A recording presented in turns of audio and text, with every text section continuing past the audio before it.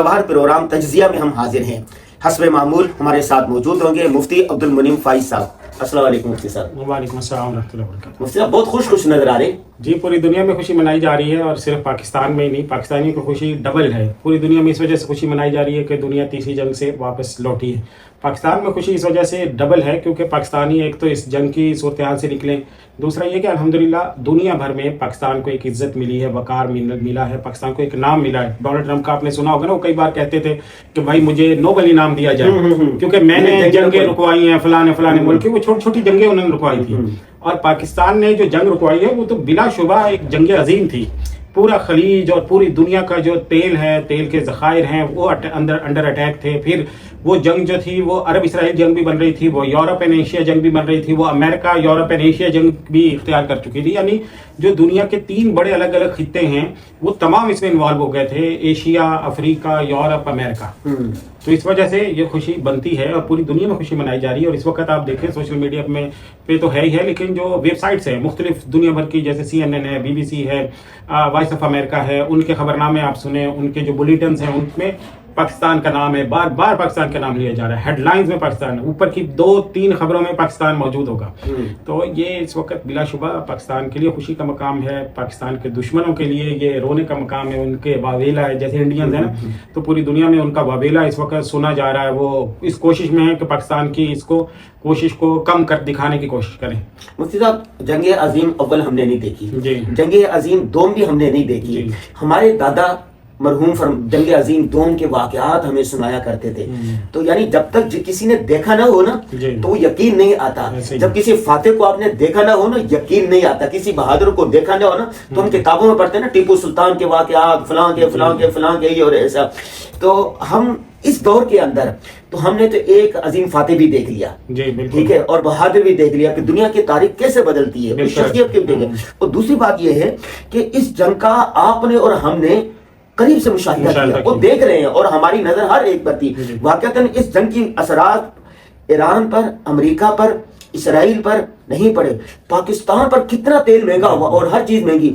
ہمارے دوست ہوتے ہیں ناروے میں اور اسی طرح جرمنی میں, انہوں نے بتایا کہ وہاں پر بھی جنگ کے اتنے اثرات ہیں. ایک یورو کی جو چیز تھی وہ 4 یورو کی ہو گئی ہے. اور یہ غیر یقینی کی صورتحال ہے. دنیا کے جو سیر و سیاحت کا ہب ہے وہ دبئی ہے, ناروے ہے, استنبول ہے. ان تینوں جگہ پر سیاح نہیں تھے. سیاحت کے لیے سب سے پہلی چیز کیا ہوتی ہے؟ امن. اور دوسری بات یہ کہ جب غیر یقینی صورتحال ہوتی ہے, جب ایکسپینسز بڑھ رہے ہوتے ہیں, ہر چیز کی قیمتیں 4 گنا تک چلی جاتی ہیں, انٹرنیشنل جو فلائٹس ہیں وہ کامیاب ہو گئی ہیں اور ان کے فیئرز جو تھے آپ چیک کریں وہ 4 گنا بڑھ گئے. نہیں بڑھ تو وہ مل نہیں رہی تھی. اور پھر یہ نہیں پتا تھا کہ بھائی اگر ہم چلے جائیں تو واپس آ سکیں گے کہ نہیں, کتنا عرصہ پھنسے رہیں گے. تو اس وجہ سے واقعتاً ایک بہت ہی غیر یقینی کی صورتحال. اور آپ دیکھیں دوسری بات یہ کہ پچھلے سال سے 2025 کے اپریل سے اب یہ اپریل 2026 آ گیا, کتنی بڑی جنگیں ہم نے دیکھی. مطلب کیا دنیا, اس سے پہلے ہمارے بچپن سے آپ دیکھیں ہم لوگوں نے, مطلب 40 سال تو میرے ایج ہو گئی, آپ نے 4-5 سال مزید دیکھے ہوں گے. تو مطلب ہم نے بچپن سے اب تک کوئی جنگ نہیں دیکھی. لیکن اس 1 سال نے پوری دنیا کو جنگیں دکھا دی ہیں اور اس کا اثر کتنا بڑا ہوتا ہے, اس کی ہولناکی کتنی بڑی ہوتی ہے اور اس میں انسانوں کا قحط کیسے ہوتا ہے. جیسے ابھی تو ایران کے بارے میں خبریں آ رہی ہیں نا صرف, لیکن جب یہ جنگ کے بادل چھٹیں گے اور تھوڑا میڈیا اوپن ہوگا تب پتہ چلے گا کہ کتنی بڑی تعداد میں لوگ مارے گئے وہاں پہ. ایران کا بھی دیکھیں, افغانستان کا دیکھ لیں, اشیاء کم ہو گئی ہے, قیمتیں آسمانوں بڑھی ہے, لوگوں کا علاج معالجہ ہو رہا ہے. اور جنگ کے جو ہم سنتے ہیں نا کہ جنگ عظیم اول کے اتنے اثرات ہیں, دوسرے کے اتنے اثرات ہیں, وہاں پر ایٹم بم بھی امریکہ نے چلا دیا تھا اور اس کی اثرات تابکاری اس کی کتنی رہی. پچھلے سال 2 ایٹمی ملکوں کی جنگ لڑ رہی تھی, بالکل ایسے, اور کسی بھی وقت ایٹمی جنگ ہو سکتی تھی. اور اس وقت بھی وہی ہے, ایک طرف امریکہ ہے, اسرائیل ہے, دوسری طرف دیکھا نا ایران ہے. تو ایران اکیلا تو نہیں ہے نا, اس کے پیچھے تو طاقت نہیں, یعنی پورے بلاک بنے ہوئے, پورے بلاک پوری دنیا کئی حصوں میں تقسیم ہوئی ہوئی ہے. ان کی اپنی وفاداریاں ہیں, ان کے تعلقات ہیں, معاہدات ہیں, دوستیاں ہیں. اور پہلی اور دوسری جنگ عظیم کا دوسرا آپ تجزیہ کریں تو اس میں ایک بڑی کامن چیز ملتی ہے. پہلی جنگ عظیم کا سبب کیا تھا کہ دنیا بلاکس میں تقسیم ہو گئی تھی, دنیا کے معاہدات ہو گئے تھے, دنیا مختلف نظاموں کا حصہ بن چکی تھی. دوسری جنگ عظیم کیوں بنی کہ پھر دوبارہ سے جو لیگ آف نیشنز بنی تھی وہ ناکام ہوگی اور دنیا دوبارہ سے مختلف حصوں میں بٹ گئے, مختلف معاہدات ہو گئے. رشیا نے کچھ ملکوں سے معاہدات کر لیے, آسٹریا اینڈ سربیا نے مختلف ملکوں سے معاہدات کر لیے. ان معاہدات کے نتیجے میں پھر دوسری جنگ عظیم ہوئی. اور اب آپ دیکھیں کہ اس وقت میں بھی دنیا کو پتا ہے کہ بھائی حالات جنگ کے کتنی تیزی سے بدل رہے ہیں، اور پوری جو خلیجی ریاستیں تھی انہوں نے پہلے سارا انحصار امریکہ پہ کیا ہوا تھا، اور اب آپ دیکھیں کہ کتنی تیزی سے ان کو اندازہ ہوتا جا رہا ہے کہ بھائی اگر اب ڈرون ٹیکنالوجی کے حوالے سے کنٹرول کرنا ہے تو اس کے لیے ہمیں یوکرین کی ٹیکنالوجی چاہیے ہوگی. تو سعودی عربیہ اور دوسرے ممالک نے مطلب بڑی تیزی سے پاکستان کے ساتھ جیسے ہو رہا ہے، پاکستان کے پاس اتنے ماشاءاللہ سے آرڈرز آ گئے ہیں، پاکستان کی جو دفاعی ایکسپورٹس ہیں وہ اتنی بڑھ گئی ہیں کہ پاکستان آرڈر نہیں پورے کر پا رہا، اور اگلے کئی سالوں کے آرڈرز پاکستان کے پاس بک ہو چکے ہیں.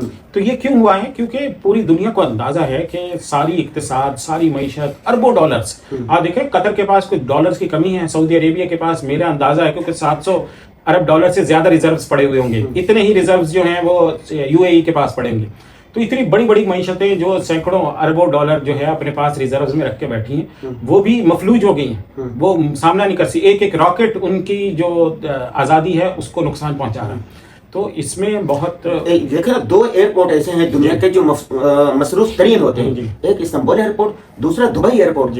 دونوں پر کیسا سناٹا تھا، ایسے سناٹا ہو گیا اور لوگ اتنا پھنس گئے اور جو وہاں پہ قحط ہو گیا، مطلب لوگوں کے لیے زندگی گزارنا مطلب اب نئے بلاک بنیں گے. دیکھیں اب جو سب سے پہلے نمبر پر تو یہ دیکھنا ہوگا کہ اب جو جنگ ہے فی الحال تو دعا اس کی کرنی چاہیے کہ یہ جنگ جو ہے وہ رک جائے، کیونکہ ابھی بھی یہ 2 ہفتوں کے لیے ایک گریس پیریڈ ہے، ایک دورانیہ ہے جس میں اللہ کرے کہ یہ جو سیز فائر ہے یہ ایکسٹینڈ ہو جائے، ختم ہو جائے، کیونکہ بہرحال دونوں کی طاقت جو ہے وہ ایگزاسٹ ہو چکی ہے، اور کوئی ایسا مس ہیپ نہ ہو، کوئی ایسا کوئی واقعہ پیش نہ ہے جس کی وجہ سے یہ جنگ مزید طول پکڑے. کیونکہ اگر جتنی یہ جنگ طول پکڑے گی خطے کے دوسرے ممالک اس میں انوالو ہوں گے. جیسے کل تک ہم نے دیکھا ہے، کل میں جبیل میں ایران نے سیویلین جگہوں پہ اٹیک کیا ہے، پیٹرو کیمیکل ان کے کمپلیکسز کے انڈر اٹیک آئے ہیں سعودی عربیہ کے. تو یہ بہت خطرناک تھی صورتحال تھی. اور دوسری بات شامل ہوتے جا رہے ہیں. دوسری بات یہ کہ جب کوئی آدمی جب ہار رہا ہوتا ہے نا تو اس کے پاس پھر کیا ہوتا ہے، پھر وہ کہتا ہے کہ میں تو مر ہی رہا ہوں نا، میں کسی کو مار کے نہیں چھوڑوں گا. تو وہ پھر یہ صورتحال ہوتی ہے. تو یعنی وہ کہہ رہا ہے کہ بھائی ہم تو ڈوب رہے ہیں نا، کسی اور کو بھی لے کر ڈوب رہے ہیں. تو وہ پھر اس صورتحال میں ایران پہنچ چکا ہے، اگرچہ اس کو وہ تسلیم نہیں کرتے، لیکن بہرحال ایران کو بہت زیادہ نقصان ہوا ہے اور ریسیونگ اینڈ پر وہی ہے. لیکن فائز صاحب میں یہ سمجھتا ہوں کہ امریکہ تھا ایک طرف، دوسری طرف اسرائیل تھا. اسرائیل عرب ممالک کو تو گھاس نہیں ڈالتا تھا، کسی کو خاطر میں نہیں لاتا تھا، اور امریکہ اپنے آپ کو واحد سپر پاور کہلاتا تھا. وینزویلا کے ایک دن کے اندر کام کر دیا نہیں کر دیا. 40 دن تک ایران کا ڈٹے رہنا، پہلی قیادت مر گئی، دوسری صف کی قیادت مر گئی، اتنے سارے مرنے کے باوجود وہ ڈٹا رہا. امریکہ اور اس کے لیبارک اسرائیل کے سامنے یہ کامیابی نہیں. دیکھیں یہ بہرحال سب سے پہلے نمبر پر تو یہ بات بہرحال ہے کہ وہ ڈٹے رہے ہیں، انہوں نے سرنڈر نہیں کیا، ہتھیار نہیں ڈالے ہیں. صحیح ہے، کیونکہ ایسی حالات میں یہ پھر یہ ہوتا ہے کہ جو موجودہ حکومت ہے وہ ہتھیار ڈال دیتی ہے، انہوں نے یہ کام نہیں کیا اور عوام بھی ان کے ساتھ رہے.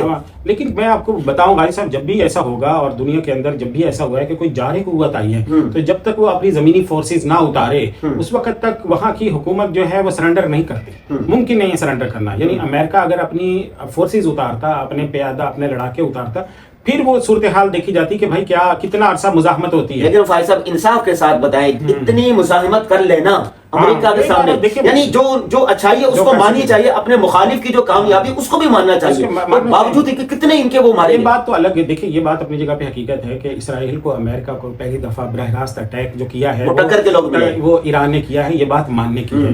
اور یہ بات ثابت ہو گئی ہے کہ ایران نے ان کو بہرحال نقصان پہنچایا. جو سمجھتے تھے کہ ہمارے پاس ایسے ویپنز ہیں، ایسے سسٹمز ہیں کہ ہمارے پاس کوئی میزائل نہیں پھٹ سکتا ہے، دنیا کی کوئی طاقت ہماری سسٹمز کو کراس کر کے آ نہیں سکتی ہے وہاں پہ، تو ان کے سارے اور امریکہ کا بھی یہ زون تھا کہ ان کے اڈے محفوظ ہیں، امریکی محفوظ ہیں، وہاں پر کوئی نہیں. یہ بھرم بھی تو اور اربوں ڈالر کے جو معاہدے پورے خلیجی ملکوں سے امریکہ نے کیے تھے، اور ہر روز وہ ان کو ڈرا دھمکا کر پیسے لے رہا تھا، مختلف قسم کے معاہدے کر رہا تھا، مختلف قسم کے ویپن ان کو بیچ رہا تھا. اور تو ان ملکوں پر بھی آشکارا ہو گیا کہ اگر جب ہمارے پاس مشکل آئے گی تو اس وقت میں سعودی عربیہ کو بچانے کے لیے امریکہ نہیں پہنچے گا. اس کے لیے بہرحال قریبی ملک جیسے پاکستان سے انہیں ایگریمنٹ کرنا پڑا، اور ثابت ہو گیا کہ یہ ایسی طاقتوں کی بہرحال اپنی جگہ پہ ضرورت ہے. اور دنیا جو ہے وہ جب جنگ کی حالت ہوتی ہے تو اس میں معیشت ثانوی رہ جاتی ہے. پہلے نمبر پہ ٹیکنالوجی ہوتی ہے، پہلے نمبر پہ ایڈوانسمنٹ ہوتی ہے، دفاعی ایڈوانسمنٹ ہوتی ہے. فائز صاحب اس پر تو ہم بعد میں بات کریں گے، یا بلکہ کچھ دن کے بعد بات کریں گے. پتہ چلے گا کہ اس جنگ کا اصل فاتح کون ہے، پاکستان ہے، چائنا ہے، روس ہے، یا کوئی اور ہے. وہ تو آہستہ آہستہ پرت کھلیں گے نا. جو بس اوقات نظر آتا ہے حقیقت میں کچھ اور ہوتا ہے. اچھا یہ بات کرتے ہیں کہ جنگ سے جب یہ صورتحال ہو تو سیرت میں کوئی پیغام ملتا ہے ایسے کہ جنگ ختم ہو جائے تو کیا کرنا چاہیے؟ دیکھیے جنگ کے بعد سب سے پہلے نمبر پر تو سیرت سے یہ سبق ملتا ہے کہ جنگ کی جو ہے وہ اصل مقصد نہیں ہوتی. جنگ سے حاصل ہونے والے جو نتائج ہوتے ہیں وہ مقصد ہوتے ہیں. تو جنگ سے جو نتیجہ حاصل ہو رہا ہے اس وقت میں عالم اسلام کو جو ہمیں پتہ چلا اس سے یہ پتہ چلا ہے کہ جو دفاعی قوت ہے یہ بہت اہم ہے. یہ ذکر بھی قرآن میں سروائیول کے لیے ضروری ہے. جیسے آپ کہہ رہے ہیں کہ بالکل. تو اسی طرح قرآن حدیث نے جو حکم دیا ہے وہ بتاتا ہے کہ بھائی بہرحال دفاع پہلے نمبر پر ہے. وہ دیکھیں نا حضور صلی اللہ علیہ وسلم نے عملی مثال ہے, پیٹ پر پتھر بندے ہوئے ہیں, ساتھ تلواریں گھر میں. اسرائیل کے ایک وزیر اعظم تھی گولڈا مائر, ان کا مشہور واقعہ آپ نے سنا ہوگا. تو انہوں نے جب کسی کے ساتھ بڑے عرب اسرائیل جنگ میں بڑی وہ اسلحے کی ڈیل کر رہی تھی تو ان کے پاس اتنے اخراجات نہیں تھے, تو سفیر کے ساتھ ڈیل ہو رہی تھی. وہ بورچی خانے میں گئی, 2 چائے کے کپ لے کے آئی, ایک ان کے سامنے رکھا, ایک اپنے سامنے. کسی نے پوچھا جب یہ تم لوگوں کی حالت ہے تو اتنی بڑی ڈیل کیوں کر رہی ہے؟ تو اس نے کہا تاریخ فاتح کو دیکھتی ہے. اگر ہم فتح یاب ہو گئے تو لوگ ہمیں یہ نہیں دیکھیں کہ تو اس وقت چائے پلانے والا تھا یا نہیں. دوسرا انہوں نے کہا کہ یہ میں نے مسلمانوں کے نبی سے سیکھا ہے کہ پیٹ پر پتھر بندھا ہوا ہے لیکن گھر میں 9 تلواریں ہیں. تو ہمیں مسلمانوں کو ہمیں یہ چاہیے کہ جدید ترین ٹیکنالوجی حاصل کریں, اور دوسرا یہ کہ پھر اپنے متحد ہوں, اتفاق و اتحاد ہو, ملکوں میں اتحاد و اتفاق ان کی طاقت بنتا ہے. خود کو ہم ڈیولپ ہوں, یہاں کے لوگ ایجوکیشن حاصل کریں, یہاں کی نئی جو ٹیکنالوجی ہے اس کو حاصل کریں. جو آرٹیفیشیل انٹیلیجنس اور دنیا ایک نئے دور میں داخل ہو چکی ہے, ڈیٹا سائنس کا دور ہے, انوویشنز کا دور ہے, اس کی طرف ہم بڑھیں. اور ہم جو افراد مضبوط ہوں گے تو ملک مضبوط ہوتا ہے, لوگ طاقتور ہوں گے تو ملک طاقتور ہوگا, لوگ ایجوکیٹڈ ہوں گے ملک ایجوکیٹڈ ہوگا. تو اس کے لیے ضروری ہے کہ ہر بندہ اپنی ذمہ داری سمجھے.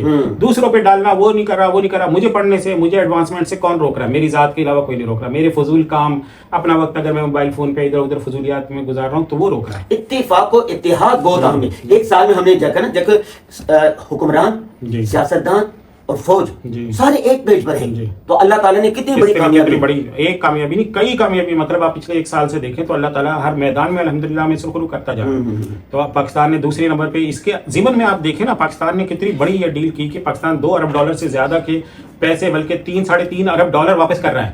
اور آج کی خبر یہ کہ پاکستان نے کر بھی دیے ہیں, $1.5 ارب کر بھی دیے. تو یہ ایک بہت بڑی کامیابی ہے. اللہ تعالیٰ اس کو ہمارے لیے شکر کا ذریعہ بنائے اور ہمیں مزید تیاری کرنے کی توفیق دے. بہت شکریہ فائز صاحب. جی ناظرین, جیسا کہ فائز صاحب نے آخر میں بتایا کہ آپ کے اور ہمارے کرنے کا کام کیا ہے. اپنی معیشت کو مضبوط رکھیں, اپنی تعلیم کو مضبوط کریں, اپنے بچوں کی تربیت کریں. سب سے بڑھ کر یہ ہے کہ اپنے ملک اور قوم کی تعمیر و ترقی میں بڑھ چڑھ کر حصہ لیں.